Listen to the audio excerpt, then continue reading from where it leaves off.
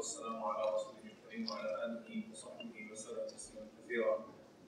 First and foremost, I want to thank the Mashayikh that delivered their messages before me on how to establish that focus. I thought I was getting started on stage. So speaking of always keeping your guard up, I'm not very good at paying attention when I get attacked, so I hope y'all are watching my back and shut up.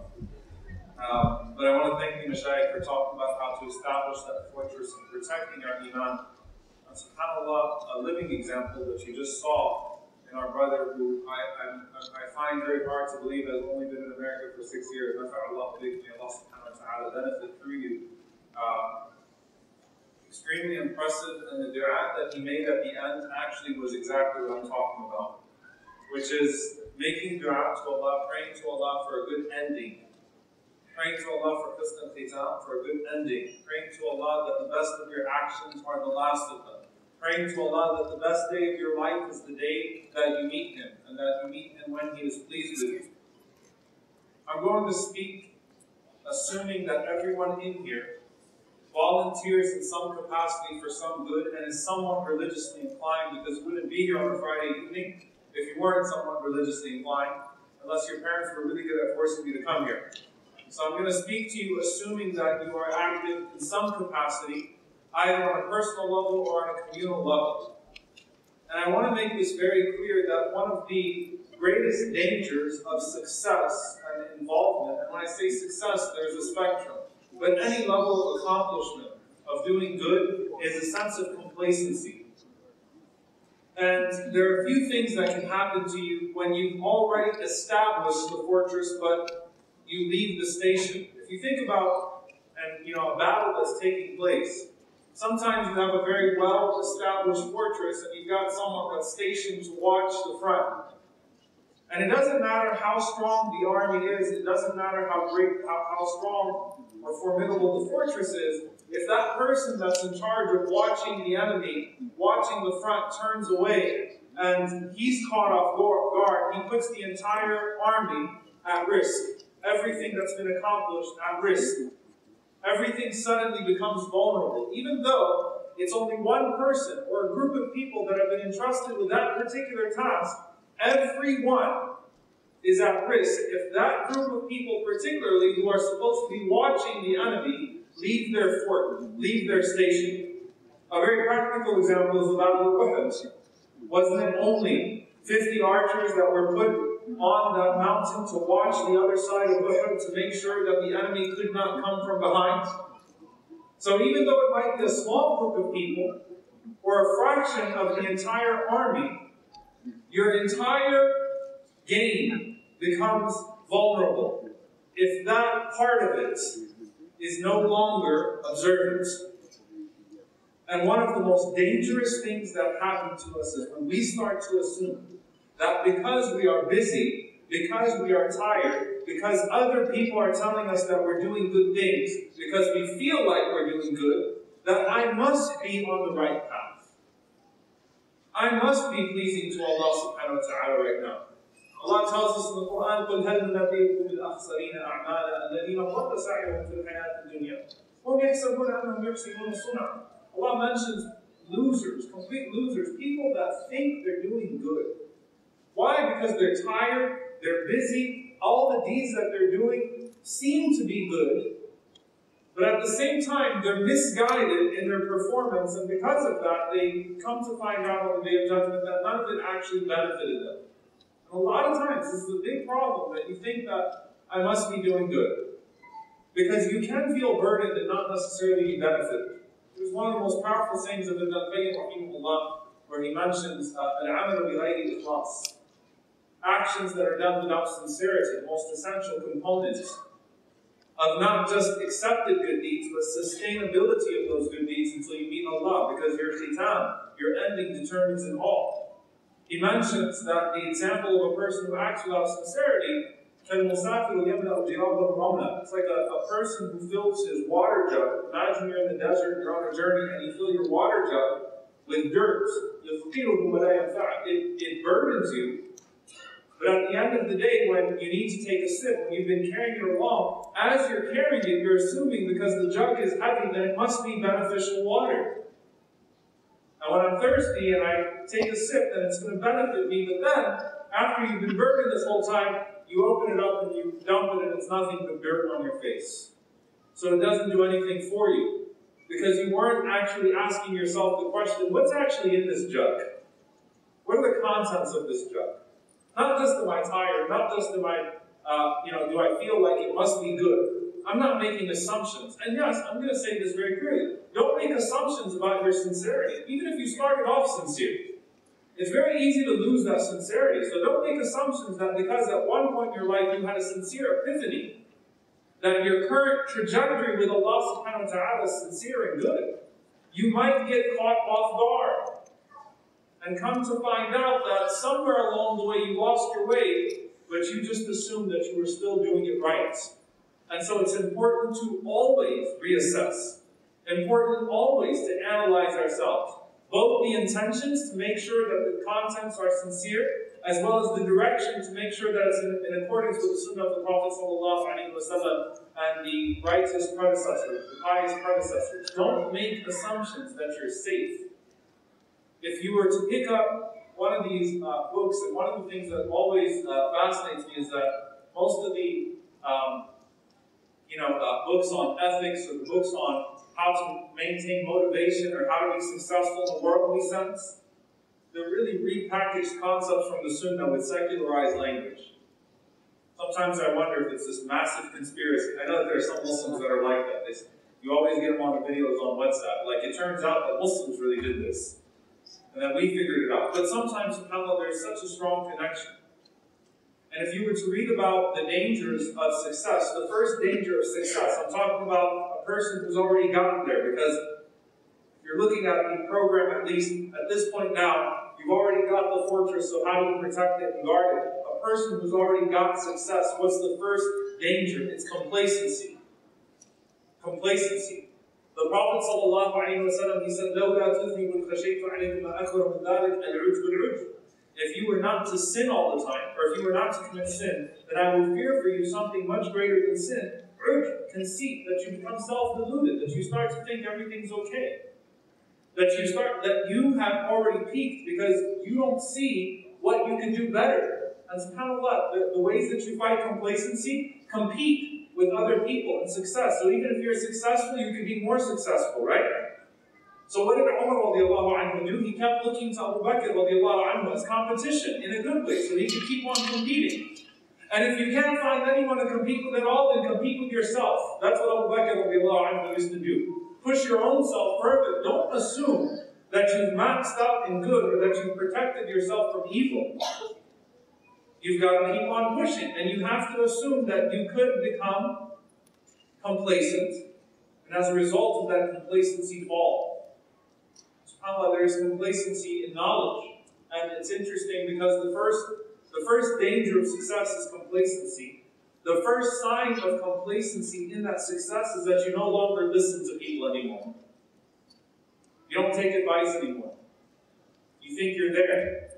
One of the scholars, Abdullah bin Mu'taz, rahimahullah ta'ala, he said, "Al-mutawadi'u fi talab al-'ilmi aktharuhum 'ilman."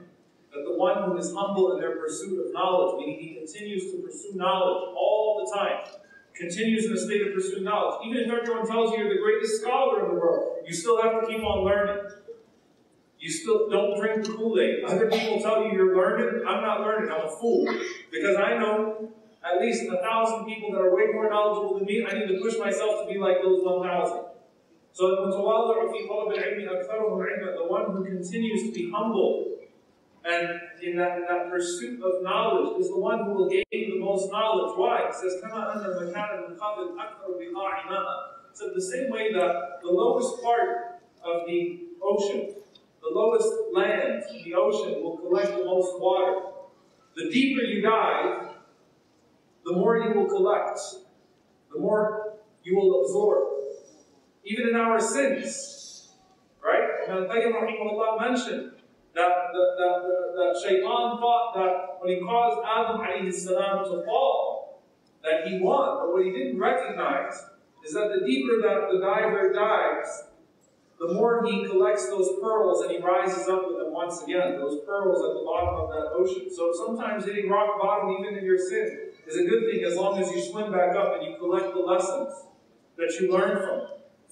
So if you think about this for a moment, you have to save yourself from becoming complacent. I'm talking about the religiously inclined in particular, and the activism inclined, and the volunteers, and the people that are seemingly doing so much good on an individual level or on a community level. You have to protect yourself from other people making you complacent by telling you how awesome you are all the time.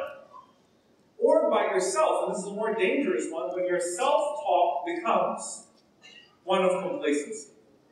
When you start to tell yourself, I'm there. Because you know what comes next? Self-righteousness, arrogance, pride, where you actually start to look down on people. And you start to think, I've already saved myself, so I will look at others. That's why in our deen, in our religion, goes a weaker narration. Don't ever taunt your brother or your sister with a sin, because if you do, you won't die until you committed that same sin. You'll fall right to where you're taunting someone else. You think you've protected yourself. You're not there. You have to hold on and assume that at any moment you could lose your way. In a motivating way. I'm not telling you to be paranoid. Paranoia is not good for you. Alright? Not in religion either, by the way. I get it. I mean, you miss Fajr one day and you assume that it must be that someone put some sort of spell on you. Paranoia is not good for you. But diligence is. Being vigilant is. Being overprotective of your iman, of your faith, is never a bad thing. You can never be too overprotective of your iman or guard it too much. Because you've got to stay stationed. It's one of the beautiful things about Omar bin Khattab radiallahu ta'ala anhu, that Omar radiallahu anhu was always ready to be reminded. Shaitan couldn't get on his street. He couldn't even be a neighbor of Omar radiallahu anhu, because as soon as someone said, ittaqillah, fear Allah, to that giant, and he started to cry like a child. He was there.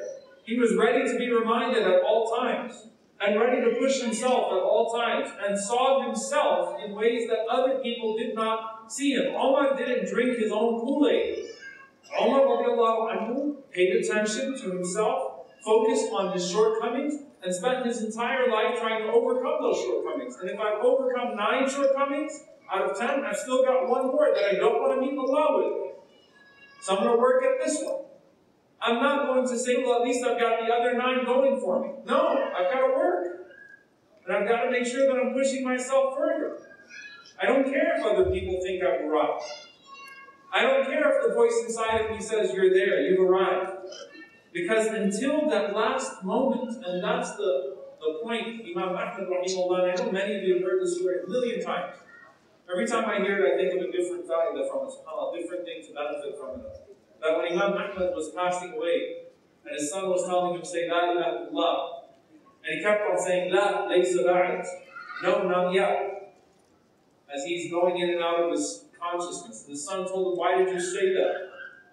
When I'm telling you, say, La ilaha illallah, there is no God but Allah, and you're saying, not yet. And he told him that I saw Shaitan projecting himself to me in the form of a humiliated man saying that I've never been able to get you. Oh Ahmed, I've never been able to get you. You've escaped from me. You've escaped. It's over. I lose. You win. I concede. And Imam Ahmed saying, no, not yet. Not until I die. This battle continues until that last breath. Until that last breath, then I will not stop being on guard against you and how you are trying to penetrate that fortress.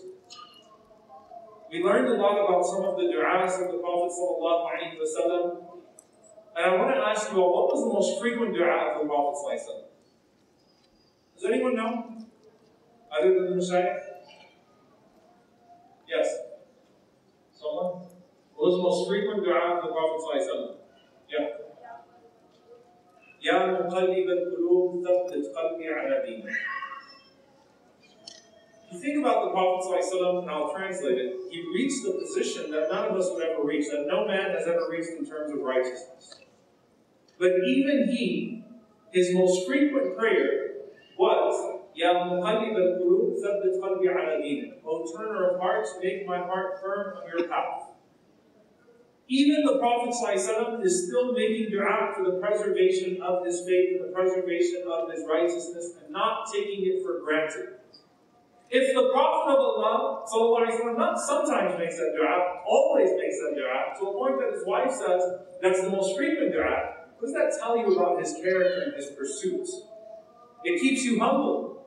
It keeps you determined. It keeps you vigilant. You don't make assumptions. You see other people commit major sins, and you don't know that you might not die until you commit that same major sin. So you don't taunt that person.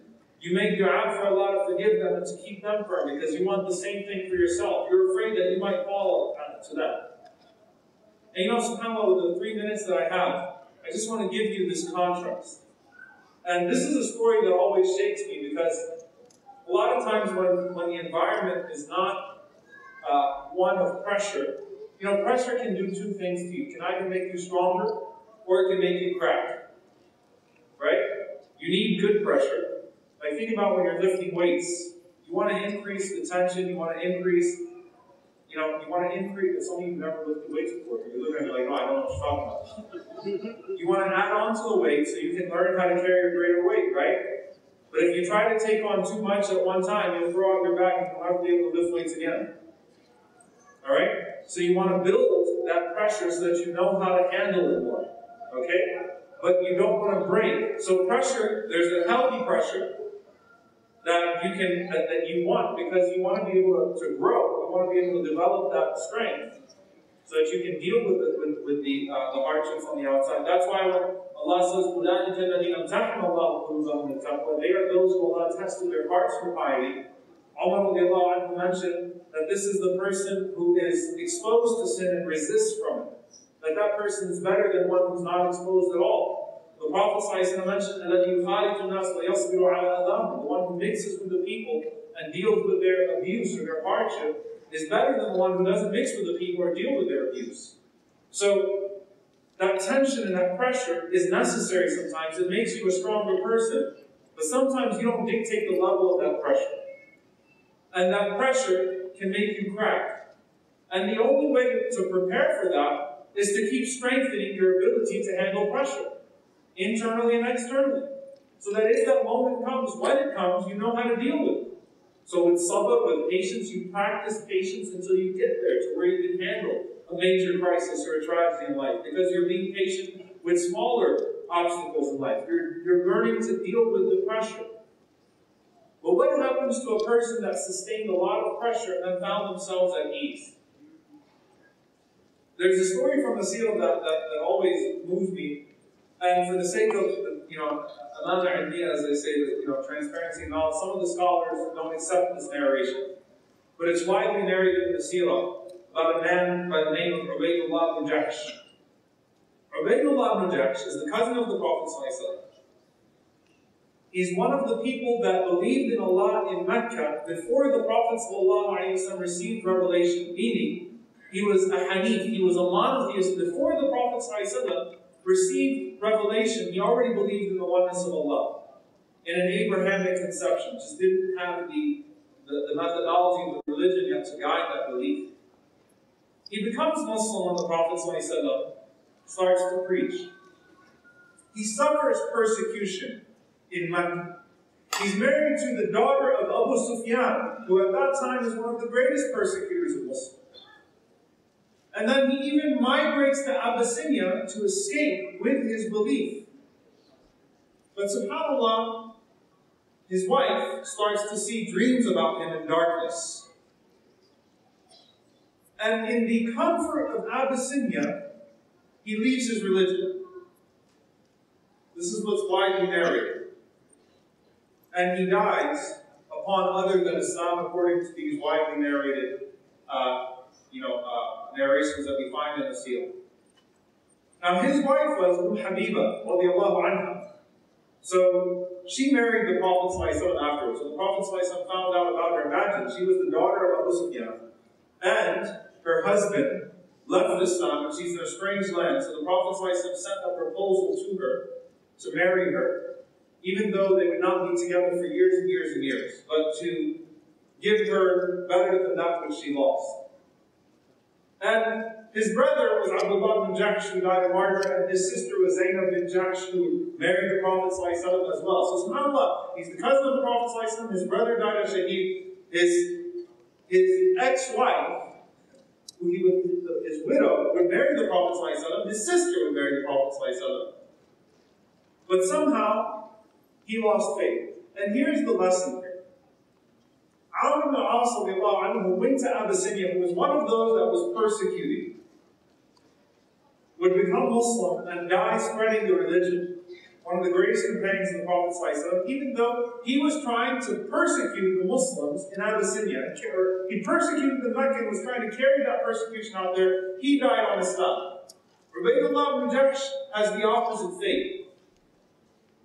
How is it that a man that was suffering under so much pressure could find that loss in ease? Because sometimes when you're not feeling the pressure, you lose yourself. And I say alhamdulillah for the pressure that we feel here in the United States. Alhamdulillah for the pressure we have that forces us to hold on to that deen. Because the Prophet ﷺ mentioned, and I end with this, that person who holds on to إِنَّ مِنْ وَرَائِكُمْ أَيَّامَ الصَّبْرِ. Behind you, O companions, what comes after you are days of patience. Days in which holding on to Iman is like holding on to a burning coal. As long as it's burning, you're reminded that it's burning and you're paying attention. Don't stop paying attention and don't think that you arrived. Don't ever think that you've arrived in your knowledge. Don't ever think you've arrived in your activism. Don't ever think you've arrived in your sincerity. Don't ever think you've arrived at Jannah until you actually get there. May Allah allow us to have husn al-khitam, a good ending. And may Allah allow the best of our deeds to be the last one. And may Allah, the turner of hearts, keep our hearts firm upon faith so long as we are alive until our very last moments, and allow us to meet Him with that faith. And may Allah subhanahu wa ta'ala make the best day of our existence the day that we meet Him. We ask Allah to be pleased with us on that day when we meet Him. Allahumma ameen. Barakallahu li wa lakum. Wassalamu alaikum wa rahmatullahi wa barakatuh.